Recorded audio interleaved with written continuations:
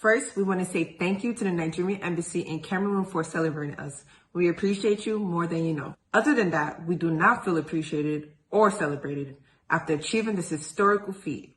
In 2017, we won the AfroBasket Championship, and 3 days later, we were presented to the Father of Nations, Excellency President Muhammadu Buhari, and his entire cabinet by the former ministry, Honorable Solomon Dalong, as customary with handshake.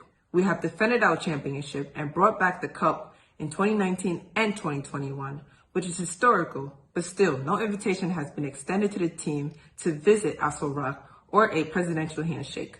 Why? President of MBBF, Musa Kida, said that the Federation isn't owing any players, officials, or vendors. This is far from the truth. The last time we checked, our allowances, stipends, bonuses, training grants, and donations made by banks for players, officials, and volunteers still have not been paid. We are owed $73,118 from the NBBF, $24,000 from the ministry for the Tokyo grant, and $100,000 from donations from 3 banks in Nigeria. Ever since our general manager and team manager resigned, we feel like we're being marginalized.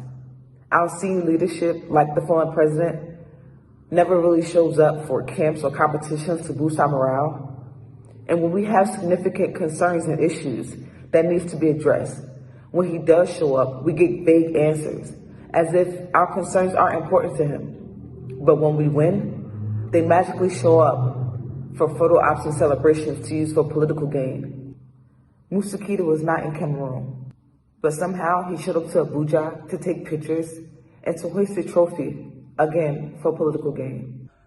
The Tokyo 2020 Olympics was full of a bunch of distractions for all of us. We didn't know the final roster until the day before the flight.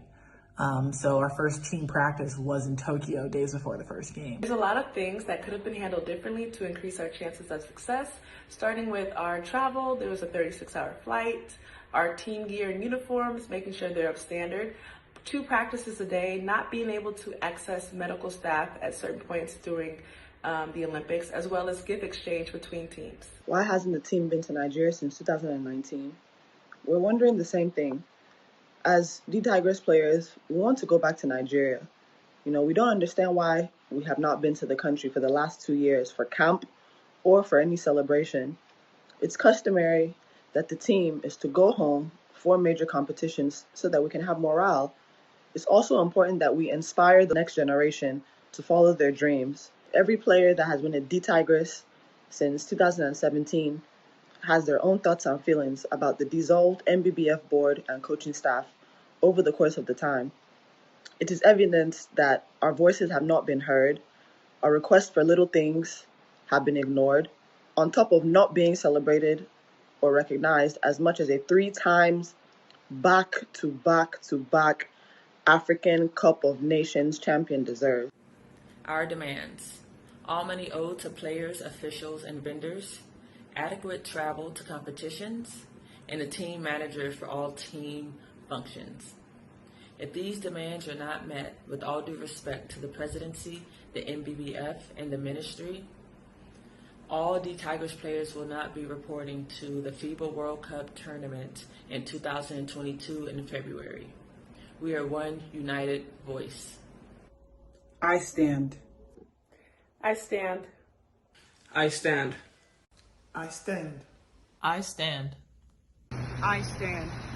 I stand. I stand. I stand. I stand.